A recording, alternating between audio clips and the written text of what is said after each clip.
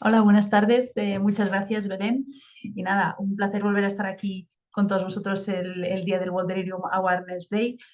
Ah, la idea de esta breve ponencia es un poco ver cómo mejorar este diagnóstico del delirium superpuesto a demencia, así que vamos allá. Bien, la primera pregunta que os querría hacer a todos vosotros es, ¿podríais distinguir un delirium de un síntoma cognitivo-conductual de un paciente con demencia? Bien, esta pregunta se la hizo la doctora Richardson en 2016, se la hizo a varios expertos en delirium y lo que respondieron fue que prácticamente la mitad de ellos no serían capaces de distinguirlo de una forma clara. Por lo tanto, es evidente que estamos ante un diagnóstico que es difícil, que es un reto y vamos a ver cómo lo podemos mejorar. La ponencia la he dividido un poco en estas tres partes bien cortitas, ¿no? La primera es ver qué características tiene el delirium superpuesto a demencia para conocerlo mejor y luego diagnosticarlo mejor, ver cuáles van a ser las dificultades que nos vamos a encontrar a la hora de intentar hacer este diagnóstico y finalmente qué herramientas nos van a poder ayudar a afinar más este diagnóstico. Bueno, lo primero que tenemos que saber es que el delirium superpuesto a demencia mayoritariamente va a ser un delirio hipoactivo, un delirium hipoactivo. Básicamente sabemos que los pacientes que tienen demencia, sobre todo aquellos que empiezan a tener un deterioro más funcional, que empiezan a ser más dependientes, más comorbilidad, eh, el delirium hipoactivo es el más frecuente, que además sabemos que se asocia a una mayor mortalidad y a una peor recuperación funcional. Además, también sabemos que la demencia es un factor de riesgo también para que el delirium que presenten sea un delirium más persistente, ¿de acuerdo? Entonces, el delirium superpuesto a demencia será más persistente que cuando no está asociado a una demencia. Y además sabemos que el delirium persistente pues, tiene peor pronóstico también de mortalidad, institucionalización, etcétera, etcétera. Y por último, también recordar que estamos ante unos pacientes que tienen demencia, que por lo tanto tienen unos factores de alta vulnerabilidad y que cualquier pequeña noxa, cualquier factor precipitante de bajo impacto va a ser ya suficiente para que puedan desarrollar un delirium y por eso tenemos que estar bien alerta. Una vez ya sabemos las características generales de lo que es el delirium superpuesto a demencia, vamos a ver cómo se diagnostica. Pues evidentemente, como es un delirium, basándonos en el DSM-5 o el CIE-11, ¿de acuerdo? Que son los criterios diagnósticos de delirium. Para hacernoslo un poco más fácil, porque no nos lo ponen muy fácil esta clasificación, bueno, se han desarrollado todo lo que son las herramientas de screening de delirium, que hay muchas. Esta es una revisión del 2015. Como veis, en 2015 teníamos 21 herramientas de screening, pero en la revisión del año pasado, 2022, ya disponemos de 75 herramientas de screening. Realmente, como es difícil diagnosticar delirium, pues vamos cada vez desarrollando más herramientas. De todas estas, yo resalto dos. En este caso sería la herramienta del CAM, el Confusion Assessment Method, y todas sus derivadas, el CAM de la UCI, el CAM Familia, Nursing Home, urgencias, etcétera.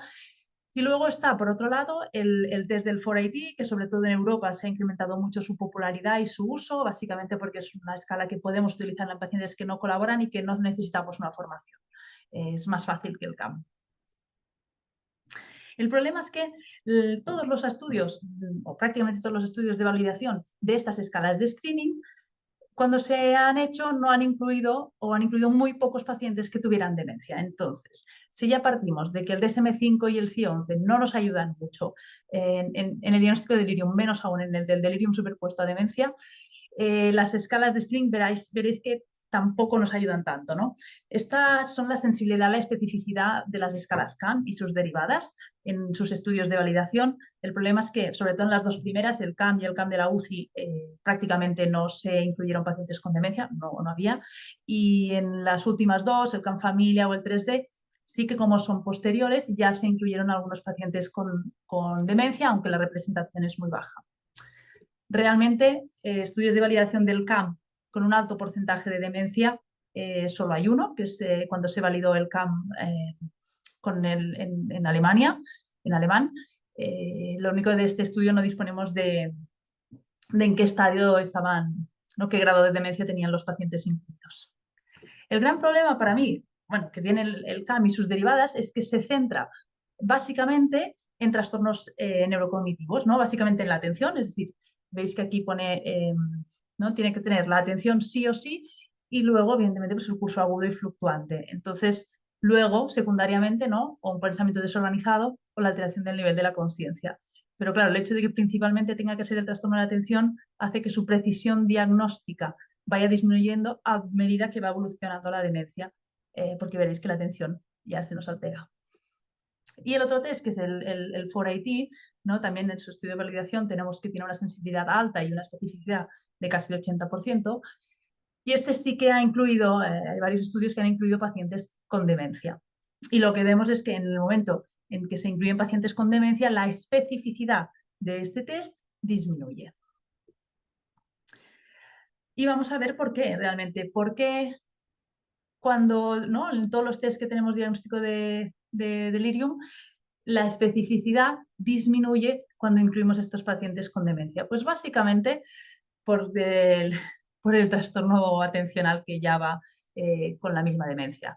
Es decir, la atención es uno de los síntomas principales del delirium y el problema que tenemos es que la atención se altera con la demencia. Puede ser que en fases iniciales de, por ejemplo, una enfermedad de Alzheimer aún tengamos preservada la atención, pero ya en fases moderadas severas esta atención ya va a estar alterada por la propia enfermedad. Y es más, a veces hay otras demencias, como podría ser, por ejemplo, la demencia por cuerpos de Lewy, que ya desde un inicio la atención está alterada, por lo tanto ya nos sobreestima o nos sale que tiene un delirium cuando en realidad es la misma demencia por cuerpos de Lewy. Además, hay muchas dudas, no hay un consenso en cómo detectar el trastorno de atención en estos pacientes con demencia. Además, las fluctuaciones, que también son un síntoma principal del delirium, las podemos ver en algunas demencias, son propias de algunas demencias, como de nuevo la demencia por cuerpos de Lewy. Y bueno, para finalizar, pues deciros que probablemente también se debaten que a la hora de diagnosticar un delirium sobrepuesto a demencia, quizás con una única valoración no sea suficiente y tendremos que hacer varias valoraciones o valorar varios aspectos, sobre todo en demencias avanzadas. Bueno, una vez llevados a este punto, vamos a ver cómo conseguimos, pues, ante toda esta dificultad, diagnosticar el delirium en pacientes que tengan demencia. Para mí es un poco como encuentra las 10 diferencias entre un delirium en un paciente con demencia o un trastorno conductual del paciente con demencia, ¿no? Vamos a ver ahora qué aspectos, ¿no? En qué aspectos se diferencian para poderlo diagnosticar mejor.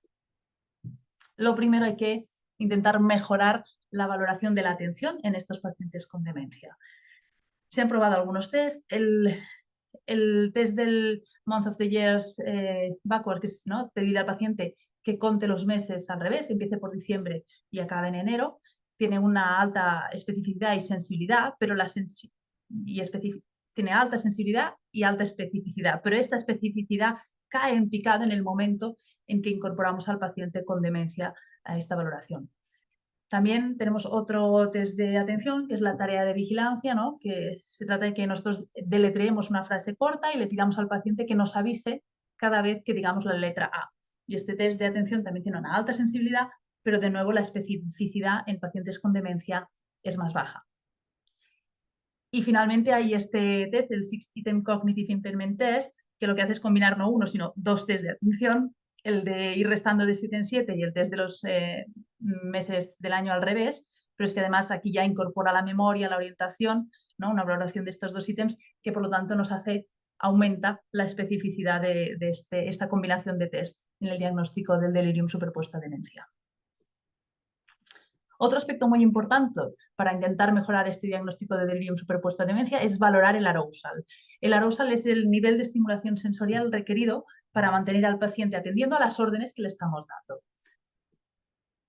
Este arousal lo podemos medir mediante esta escala, que es la escala OSLA, que un poco valora el tiempo que tarda el paciente en abrir los ojos cuando lo vamos a ver, el contacto de la mirada, la postura que tiene, cómo se mueve y un poco cómo se va comunicando, y esto nos da una puntuación.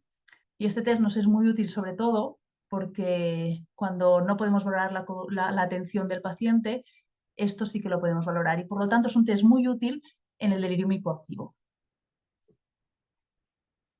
Y muy interesante aquí también ver cómo aquí la doctora Richardson lo que hizo fue valorar conjuntamente un test de atención con el test de la el OSLA. Y lo que vio es que mirándolos conjuntamente en una población de pacientes con demencia, la sensibilidad y la especificidad de este test para diagnosticar delirium superpuesto a demencia era muy alta, con un área bajo la curva también del 0,98. Por lo tanto, es un elemento a tener en cuenta. Sí que es verdad que en este estudio tampoco sabemos el grado de demencia que tenían los pacientes, pero bueno, los resultados fueron muy buenos.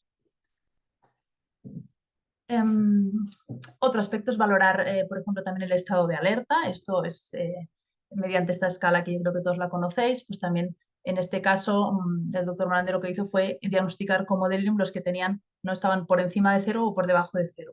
En este caso la sensibilidad de este test es más baja, pero la especificidad era bastante buena para el delirium superpuesto a demencia.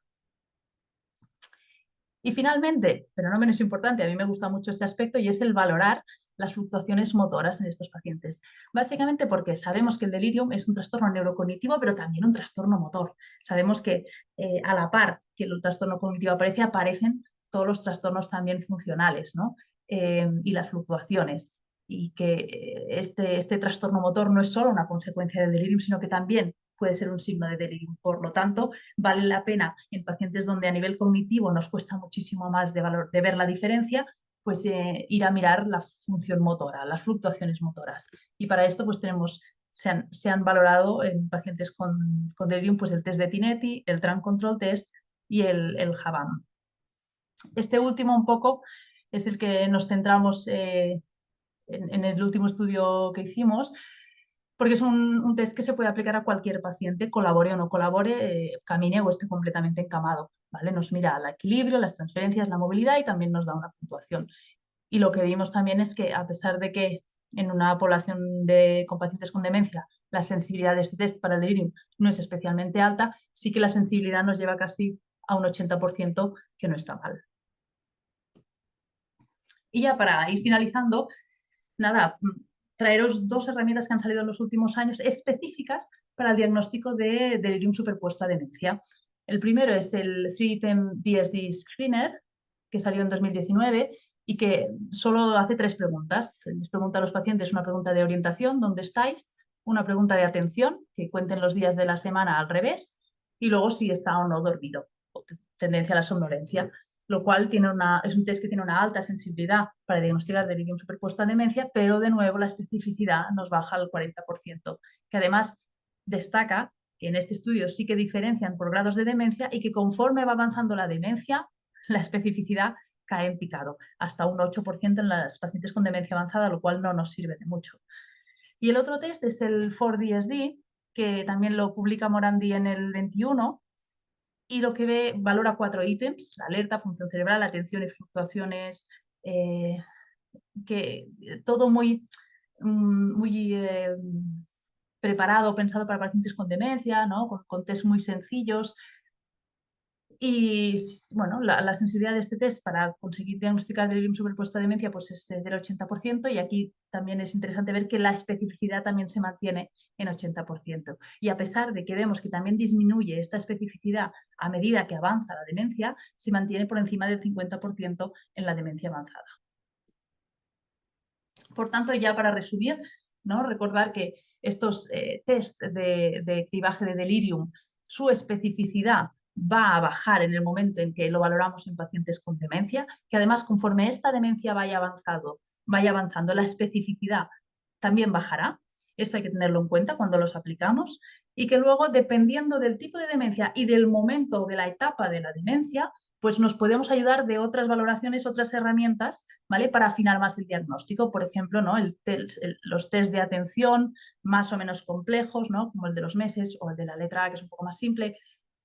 ¿No? En estadios más tempranos se pueden utilizar. El arousal es un test que también nos puede servir, ¿no? En pacientes con demencia, porque es lo que hemos dicho, que nos va muy bien para pacientes hipoactivos y que es lo más frecuente en el delirium superpuesto a demencia. Valorar las fluctuaciones motoras, sobre todo en demencias moderadas avanzadas, ¿no? Donde ya no podemos hacer más valoración cognitiva. Entonces, ahí sí que afinaremos más el tema mirando el estado funcional.